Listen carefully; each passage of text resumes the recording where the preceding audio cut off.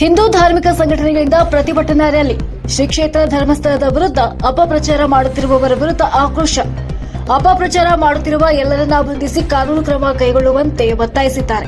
ಧಾರ್ಮಿಕ ಸ್ಥಳ ಸಂರಕ್ಷಣಾ ಸಮಿತಿ, ಧರ್ಮಸ್ಥಳ ಯಾತ್ರಿಕರ ಸಮಿತಿ, ಧರ್ಮ ಜಾಗೃತಿ ಸಮಿತಿ ವತಿಯಿಂದ ಧರ್ಮ ಜಾಗೃತಿ ರ್ಯಾಲಿ ನಡೆಸಲಾಯಿತು. ಕೊರಟಗೆರೆ ಪಟ್ಟಣದ ಕೆಎಸ್ಆರ್ಟಿಸಿ ಬಸ್ ವೃತ್ತದಿಂದ ಪಟ್ಟಣದ ರಸ್ತೆ ಮೂಲಕ ತಾಲೂಕು ಕಚೇರಿಯವರೆಗೂ ಪ್ರತಿಭಟನಾ ರ್ಯಾಲಿ ನಡೆಸಲಾಯಿತು. ಸುಳ್ಳು ಮಾಹಿತಿ ನೀಡುತ್ತಿರುವ ಗಿರೀಶ್ ಮಟ್ಟಣ್ಣನವರನ್ನ ಬಂಧಿಸುವಂತೆ ಆಗ್ರಹಪಡಿಸಲಾಯಿತು. ಇನ್ನು ರ್ಯಾಲಿಯಲ್ಲಿ 500ಕ್ಕೂ ಹೆಚ್ಚು ಧರ್ಮಸ್ಥಳದ ಭಕ್ತಾದಿಗಳು ಭಾಗವಹಿಸಿದ್ದು, ಸುಳ್ಳು ಮಾಹಿತಿ ಹಂಚುತ್ತಿರುವ ಯೂಟ್ಯೂಬರ್ ಅನ್ನ ಬಂಧಿಸುವಂತೆ ಆಗ್ರಹಪಡಿಸಿದ್ದಾರೆ. ಕೊರಟಗೆರೆ ತಹಸೀಲ್ದಾರ್ ಮುಖೇನ ಸರ್ಕಾರಕ್ಕೆ ಮನವಿ ಪತ್ರ ಸಲ್ಲಿಸಿದ ಭಕ್ತರು ಈ ಮೂಲಕ ಆಗ್ರಹಪಡಿಸಿದ್ದಾರೆ. ನ್ಯೂಸ್ ಬ್ಯೂರೋ, ರಾಜಮುದ್ರಿ ನ್ಯೂಸ್, ಧ್ವನಿ ನಿಮ್ಮದು, ಜಾಲ ನಮ್ಮದು.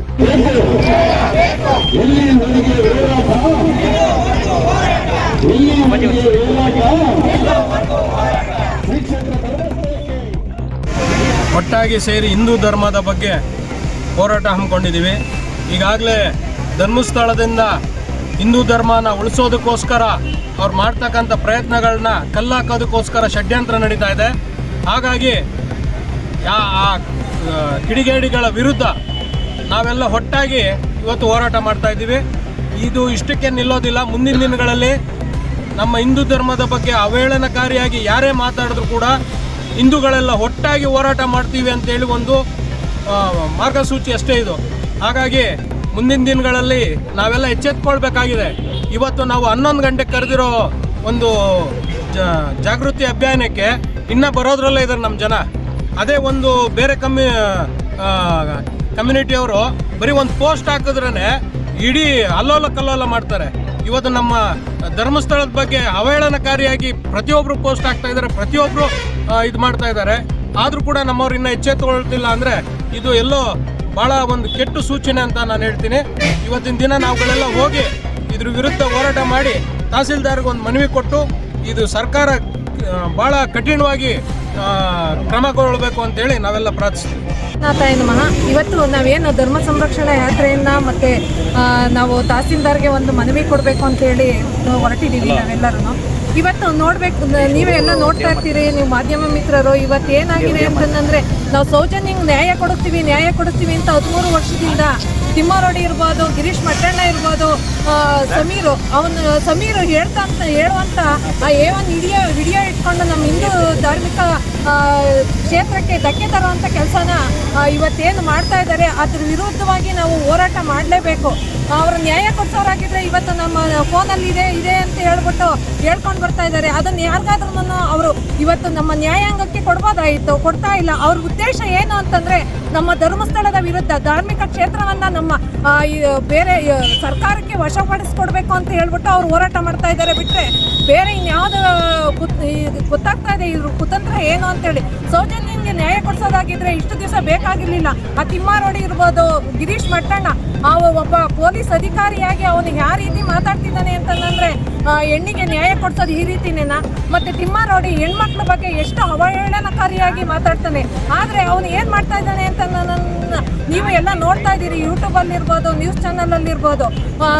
ಒಬ್ಬ ಮುಖ್ಯಮಂತ್ರಿ ಮೇಲೆ 24 ಕೊಲೆ ಮಾಡಿದ್ದಾನೆ ಅಂತ ಹೇಳ್ತಾ ಇದ್ದಾರೆ. ಮತ್ತು ಒಬ್ಬ ಅನಾಮಿಕನ ಕರೆಸಿದ್ರು, ಈಗ ಬರ್ತಾ ಇದೆ ನ್ಯೂಸಲ್ಲೆಲ್ಲ. ಆ ಅನಾಮಿಕನೇ ತಪ್ಪೊಪ್ಪಿಗೆ ಪಡ್ಕೊಂಡಿದ್ದಾನೆ. ಅವರೇ 3 ಜನ ಕರ್ಕೊಂಡು ಬಂದು ನನ್ನ ಧರ್ಮಸ್ಥಳದ ವಿರುದ್ಧವಾಗಿ ಹೇಳಿಕೆ ಕೊಡುವಂತ ಹೇಳ್ಬಿಟ್ಟು, ನಾವು ಇವತ್ತೇನಾದ್ರೂ ಪೂಜ್ಯ ವೀರೇಂದ್ರ ಹೆಗ್ಡೆ ಅವರು ಹೆಣ್ಮಕ್ಳಿಗೆ ಒಂದು ಸ್ವಾವಲಂಬಿಯಾಗಿ ಬದುಕಲಿಕ್ಕೆ ಎಷ್ಟು ಉತ್ತೇಜ ಸಂಸ್ಥೆಗಳಲ್ಲಿ ಎಂತೆಂಥ ಕಾರ್ಯಕ್ರಮಗಳನ್ನು ಹಮ್ಮಿಕೊಂಡಿದ್ದಾರೆ. ಆದರೆ ಅವರು ಒಂದು ಹೆಣ್ಮಗುವಿಗೆ ನ್ಯಾಯ ಕೊಡಿಸ್ತಿರ್ಲಿಲ್ವಾ? ಅವರು CBI ತನಿಖೆಗೆ ಫಸ್ಟ್ ವಹಿಸ್ಕೊಟ್ಟಿದ್ದೆ ನಮ್ಮ ವೀರೇಂದ್ರ ಹೆಗ್ಡೆ ಅವರು. ಅದನ್ನು ಅರ್ಥ ಮಾಡ್ಕೊಂಡೇನೆ ಇವತ್ತು ಏನು ಧರ್ಮಸ್ಥಳದ ವಿರುದ್ಧ ಪೂಜ್ಯ ವೀರೇಂದ್ರ ಹೆಗ್ಡೆ ಅವರ ವಿರುದ್ಧ ಅವಹೇಳನಕಾರಿ ಮಾತುಗಳನ್ನ ಆಡ್ತಿದ್ರೆ, ನಾವು ಹಿಂದೂ ಧರ್ಮದವರು ಸುಮ್ಮನೆ ಕೂತ್ಕೊಳ್ಳೋಕ್ಕಾಗಲ್ಲ. ನಾವು ಅದನ್ನು ಏನು ಮಾಡಬೇಕಂತಂದರೆ, ನಾವು ಹೋರಾಟ ಮಾಡಲೇಬೇಕು. ಹೋರಾಟ ಮಾಡಿ ನಾವು ವೀರೇಂದ್ರ ಹೆಗ್ಡೆ ಅವರಿಗೆ ನಾವು ಅವ್ರ ಪರ ನಿಂತಿದ್ದೀವಿ ಅಂತೇಳಿ ನಾವೆಲ್ಲ ಹೆಣ್ಮಕ್ಳ ಪರವಾಗಿ ನಾವು ಒಂದು ಘೋಷಣೆಯನ್ನು ಕೂಗ್ತಾ ನಾವು ಧರ್ಮಸ್ಥಳದ ವೀರೇಂದ್ರ ಹೆಗ್ಡೆ ಅವರನ್ನು ನಾವು ಪೂಜನೀಯ ಭಾವದಿಂದ ಅವರ ಪರವಾಗಿ ನಾವು ನಿಂತಿರ್ತೀವಿ. ನಾವು ಅವರ ಬಗ್ಗೆ ಹೋರಾಟಕ್ಕೆ ಯಾವಾಗಲೂ ಸಿದ್ಧರಾಗಿರ್ತೀವಿ ಅಂತ ನಾವು ಹೇಳ್ತೀವಿ.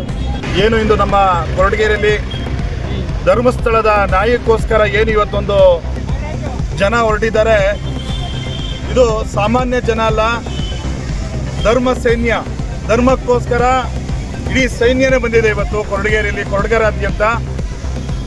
ಏನು ಸತ್ಯಮೋರ ಧರ್ಮವರ ಅಂತ ಒಂದು ಇದೆ ಗಾದೆ. ಸತ್ಯವನ್ನೇ ಹೇಳಿ ಧರ್ಮವನ್ನು ಕಾಪಾಡಿ ಅನ್ನೋ ಒಂದು ಮುಖಾಂತರ ಇವತ್ತು ತಹಸೀಲ್ದಾರ್ ಅವರಿಗೆ ಮನವಿ ಕೊಡೋ ಮುಖಾಂತರ ಧರ್ಮಸ್ಥಳಕ್ಕೆ ಒಂದು ಜಯ ಉಂಟಾಗಲಿ ಅನ್ನೋ ಒಂದು ವಿಚಾರದಲ್ಲಿ ಆಲ್ರೆಡಿ ತಲುಪಿದೆ. ಸರ್ಕಾರದ ಆಲ್ರೆಡಿ ನಡೀತಾ ಇದೆ ವಿಚಾರಗಳು. ಏನವರು ಷಡ್ಯಂತರ ಮಾಡಿದಾರೋ ಆಲ್ರೆಡಿ ಒಂದು ಏನು ಇವ್ರ ಮೇಲೆ ದೂರು ಕೊಟ್ಟಿದ್ರೋ ಅದು ಆಲ್ರೆಡಿ ನೆಗೆಟಿವ್ ಆಗಿದೆ. ಇನ್ನು ಏನು ಇಷ್ಟು ಆದ್ರೂ ಯಾವುದೇ ಪ್ರತಿಕ್ರಿಯೆ ಇಲ್ಲ. ಇನ್ನು ಹೆಚ್ಚು ಇದನ್ನು ತನಿಖೆ ಮಾಡಿ ನಮ್ಮ ಧರ್ಮದ ವಿಚಾರವಾಗಿ ಬಂದರೆ ನಾವೆಲ್ಲ ಒಂದಾಗ್ತೀವಿ ಅನ್ನೋದಕ್ಕೆ ಇದೊಂದು ಬಹುದೊಡ್ಡ ಉದಾಹರಣೆ ಆಗಿದೆ. ಇವತ್ತು ಇಲ್ಲಿ ಎಲ್ಲರೂ ದೊಡ್ಡ ಮಟ್ಟದಲ್ಲಿ ಬಂದಿದ್ದಾರೆ, ಅಸಂಖ್ಯಾತ ಜನರು ಬಂದಿದ್ದಾರೆ ಅಂತೇಳಿ ಒಂದು ವಿಚಾರನ ತಹಸೀಲ್ದಾರ್ ಅವರಿಗೆ ಮನವಿ ಮುಖಾಂತರ ತಲುಪಿಸ್ತಾ ಇದ್ದೇವೆ. ಸಂಘ ಸಂಸ್ಥೆಗಳು ಮಾಡ್ತಾ ಇದ್ದಾವೆ. ಇವತ್ತು ಸರ್ಕಾರದ ಮಂತ್ರಿಗಳು ಹೇಳ್ತಾರೆ ನಮ್ಮ ಕರ್ನಾಟಕ ರಾಜ್ಯದ ಜನಗಳ ತಲಾದಾಯ ವರ್ಷಕ್ಕೆ 2 ಲಕ್ಷ ಅಂತ ಹೇಳ್ತಾರೆ. ಇವತ್ತು 2 ಲಕ್ಷ ಮಾಡೋ ಧರ್ಮಸ್ಥಳ ಸಂಘ ಸರ್ಕಾರ ಕೊಟ್ಟಿರೋ ಪಕ್ಷದ ಬಾಯಿಗೆ 2 ಲಕ್ಷ ತಲಾದಾಯ ಬಂದಿಲ್ಲ. ಇವತ್ತು 10 ಜನ ಗುಂಪು ಮಾಡಿಕೊಂಡು ಇಡೀ ಹೆಣ್ಣು ಮಕ್ಕಳು ಸ್ವಾವಲಂಬಿಗಳಾಗಿ ಇವತ್ತು ಅವ್ರ ಮನೆ ಮಠ ಒಬ್ಬರು ಬಾಯಿ ಬರೆದಂಗೆ ನಡೆಸ್ಕೊಂಡು ಹೋಗ್ತಾ ಇದಾರೆ ಅಂದ್ರೆ ಅದಕ್ಕೆ ಮೂಲ ಕಾರಣ ಧರ್ಮಸ್ಥಳ ಸಂಘ. ಯಾವನ ತಲೆಕೆಟ್ಟನೊಬ್ಬ ಯಾವನ ಬಂದು ಏನೋ ಹೇಳ್ತಾನೆ ಅಂತ ಹೇಳ್ಬಿಟ್ಟು ಇವ್ರು ಬರೀ ಅವ್ನು ಹೇಳ್ದಂಗೆಲ್ಲ ಗುಂಡಿ ತಕೊಂಡು ಹೋಗ್ತಾರೆ. 18 ಅಡಿ 20 ಅಡಿ ಗುಂಡಿ ತೋಡ್ತಾರೆ. ಅವ್ರಿಗೇನು ಮಾನ ಮರ್ಯಾದಿಲ್ವಾ? ಸಾಮಾನ್ಯವಾಗಿ ನಮ್ಮ ಹಿಂದೂಗಳು 4 ಅಡಿ 3 ಅಡಿ ಗುಂಡಿ ತೋಡಿ ಹೆಣ ಸಂಸ್ಕಾರ ಮಾಡ್ತಾರೆ. 18 ಅಡಿ ಯಾವ ಲೆಕ್ಕದಾಗಿ ಇವತ್ತು ಹೆಣ ಸಂಸ್ಕಾರ ಮಾಡ್ತಾರೆ? ಏನನ್ನ ಹೇಳ್ತೀನಿ ಅಂದ್ರೆ ಇಟ್ಕೊಂಡು ನಾಳೆ ಬೆಳಗ್ಗೆ ಇನ್ನೊಬ್ಬ ಯಾವನ ತಲೆಕೆಟ್ಟ ಇನ್ನೊಂದು ಬಂದು ಇನ್ನೊಂದಾಗಿರಿ ಅಂತಾನೆ. ಅಟ್ಲೆ ಅವ್ನು ಯಾರು, ಅವನ ಹಿನ್ನೆಲೆ ಏನು? ಫಸ್ಟ್ ಅವ್ನು ತಗೊಂಡು ಮಂಬರ್ ಪರೀಕ್ಷೆ ಒಳಪಡಿಸಿ ಒಳಪಡಿಸಿದ್ರೆ ಏನು ಅನ್ನೋದು ಬೆಳಕಿಗೆ ಬರ್ತದೆ. ನಾಳೆ ಇನ್ನೊಬ್ನ ಅದ್ರ ಬಗ್ಗೆ ಮಾತಾಡೋದು ಭಯ ಹುಡ್ತದೆ. ಇವತ್ತು ಧರ್ಮಸ್ಥಳ ವ್ಯಕ್ತಿಯವ್ರನ್ನ ಮನುಷ್ಯ ಅಂತ ಹೇಳಕ್ ಆಗೋದಿಲ್ಲ, ಅವರೊಬ್ಬ ದೇವತಾ ಮನುಷ್ಯ ಅಂತ ಹೇಳ್ಬೇಕು. ಇವತ್ತು ಸರ್ಕಾರ ನಾನು 2,000 ದುಡ್ಡು ಕೊಡ್ತೀನಿ ಹೆಣ್ಮಕ್ಳಿಗೆ ಸಂಘಗಳು 2,000 ದುಡ್ಡು ಕೊಡ್ತೀನಿ ಅಂತದೆ. 3 ತಿಂಗಳ ದುಡ್ಡು ಹಾಕಲ್ಲ. ಇವತ್ತು ದಿನ 50,000 ಜನ ಹೋಗ್ಲಿ ಅಲ್ಲಿ ಊಟ ಹಾಕ್ತಾರೆ. 50,000 ಜನ ಹೋಗ್ಲಿ, 1,00,000 ಜನ ಹೋಗ್ಲಿ, ಎಂದು ಊಟ ಇಲ್ಲ ಅಂತ ವಾಪಸ್ ಕಳ್ಸಿಲ್ಲ. ಇವತ್ತು ಸರ್ಕಾರ ಏನ್ ಮಾಡ್ತಾ ಇದೆ ಅದಕ್ಕೆ ಡಬಲ್ ಕೆಲಸ ಅವ್ರು ಮಾಡ್ತಾ ಇದ್ದಾರೆ. ಇವತ್ತು ಹಳ್ಳಿಗಳಲ್ಲಿ ಚೋಳರ ಕಾಲದ ಹಳೆಯ ದೇವಸ್ಥಾನ ಜೀರ್ಣೋದ್ಧಾರ ಮಾಡ್ತಾ ಇದ್ದಾರೆ, ಕೆರೆಗಳನ್ನ ಜೀರ್ಣೋದ್ಧಾರ ಮಾಡ್ತಾ ಇದ್ದಾರೆ. ಇವತ್ತು ತೀರ ವಯಸ್ಸಾಗಿರೋ ನಿರ್ಗತಿಕರಿಗೆ ಸರ್ಕಾರ ಕೊಟ್ಟಂಗೆ ಮಹಾಶಾಸನ ಕೊಡ್ತಾ ಇದ್ದಾರೆ. ಅದಕ್ಕಿಂತ ಇನ್ನೇನು ಕೆಲಸ ಮಾಡ್ಬೇಕು ಇವ್ರಿಗೆ? ಅವ್ರೇನ್ ಸರ್ಕಾರದ ಮೇಲೆ ಯಾವುದೇ ಅವಲಂಬನೆ ಇಲ್ಲ, ಸ್ವತಂತ್ರ ಮಾಡ್ತಾ ಇದ್ದಾರೆ. ಅದು ಅವ್ರ ಮೇಲೆ ಇವ್ರಿಗೆ ಇಷ್ಟೊಂದು ಯಾಕೆ ದ್ವೇಷ ಅವ್ರಿಗೆ? ಯಾವನ ಹೇಳ್ದ ಅಂತ ಹೇಳ್ಬಿಟ್ಟು ಅವ್ನು ಯಾರು, ಅವ್ನ ಹಿನ್ನೆಲೆ ಏನು ತಗೊಳ್ಳಿ. ಅವ್ನು ಅಂತ ದೊಡ್ಡ ಮನುಷ್ಯ, ಸರ್ಕಾರಕ್ಕಿಂತ ದೊಡ್ಡ ಮನುಷ್ಯ, ಒಬ್ಬ ಮುಖ್ಯಮಂತ್ರಿಗಳನ್ನ ದೊಡ್ಡನ ಅವನ ಮಾತು ಕೇಳ್ಕೊಂಡು ಇವ್ರು ಯಾವ ರೀತಿ ಯಾವ ಮಟ್ಟಕ್ಕೆ ಹೋಗ್ತಾ ಇದ್ದಾರೆ? ಬರೇ ಶೋಧನೆ ಮಾಡ್ತೀವಿ. ಏನ್ರಿ ಶೋಧನೆ ಮಾಡ್ತೀರಾ? 12 ಗುಂಡಿ ತೆಗ್ದೀರಾ, 13 ಗುಂಡಿ ತೆಗ್ದೀರಾ?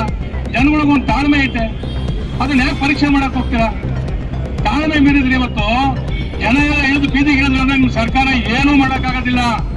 ಆ ಬೀದಿಗೆ ಇಳಿದಕ್ಕೆ ಮುಂಚೆ ಎಚ್ಚೆತ್ಕೊಂಡು ಅದನ್ನ ಸರಿಪಡಿಸ್ಕೊಂಡು ಹೋಗಿ. ಧರ್ಮಸ್ಥಳದ ಮಂಜುನಾಥನ ನೆನೆಸಿಕೊಳ್ಳುತ್ತಾ ವೀರೇಂದ್ರ ಹೆಗಡೆಯವರು ಮತ್ತು ಮಾತೃಶ್ರೀ ಹೇಮಾವತಿ ಹೆಗಡೆಯವರನ್ನು ಸ್ಮರಿಸಿಕೊಳ್ಳುತ್ತಾ ಈ ದಿವಸ ಧರ್ಮ ಸಂರಕ್ಷಣೆಗಾಗಿ ನಾವು ಧರ್ಮಸ್ಥಳನ ಉಳಿಸಬೇಕು. ಇವತ್ತು ಧರ್ಮಸ್ಥಳಕ್ಕೆ ಬಂದಿರುವ ಕೆಟ್ಟ ಹೆಸರನ್ನು ಇಡೀ ಕರ್ನಾಟಕ ರಾಜ್ಯ ಅಲ್ಲ, ಭಾರತ ದೇಶನೇ ಎದುರು ನೋಡ್ತಾ ಇದೆ. ಅದಕ್ಕೋಸ್ಕರ ನಾವು ಇವತ್ತು ಕೊರಟಗೆರೆಯಲ್ಲಿ ಧರ್ಮ ಉಳಿಸಿ ಧರ್ಮಸ್ಥಳ ಉಳಿಸಿ ಎಂಬ ಹೋರಾಟದಿಂದ ಮೌನ ಮೆರವಣಿಗೆಯನ್ನು ಇವತ್ತು ನಾವು ತಹಸೀಲ್ದಾರ್ ಅವರಿಗೆ ಮನವಿ ಕೊಡುವ ಮೂಲಕ ನಮ್ಮ ಕೊರಟಗೆರೆ ಎಲ್ಲ ಧರ್ಮ ಸ್ಥಳದ ಭಕ್ತರು ಮತ್ತು ಎಲ್ಲ ಜಾತಿ ಜನಾಂಗದ ಜನರು ಸೇರಿ ಇವತ್ತು ಹೋರಾಟ ಮಾಡ್ತಿದ್ದೀವಿ. ಅದರಿಂದ ನಮಗೆಲ್ಲ ಮಂಜುನಾಥ ಒಳ್ಳೆಯದು ಮಾಡಲಿ ಅಂತ ನಾವು ಕೇಳ್ಕೊಳ್ತಾ ಇವತ್ತು ನಾವು ಧರ್ಮಸ್ಥಳದ ಒಂದು ಮನವಿ ಪತ್ರವನ್ನು ತಹಸೀಲ್ದಾರ್ ಮುಖಾಂತರ ಕರ್ನಾಟಕ ಸರ್ಕಾರಕ್ಕೆ ಕೊಟ್ಟು ಧರ್ಮಸ್ಥಳನ ಉಳಿಸಿ ಧರ್ಮವನ್ನು ಉಳಿಸಿ ಅನ್ನೋ ಘೋಷಣೆಯೊಂದಿಗೆ ನಾವು ಈಗ ಪಾದಯಾತ್ರೆ ಮಾಡ್ತಾ ಇದ್ದೇವೆ.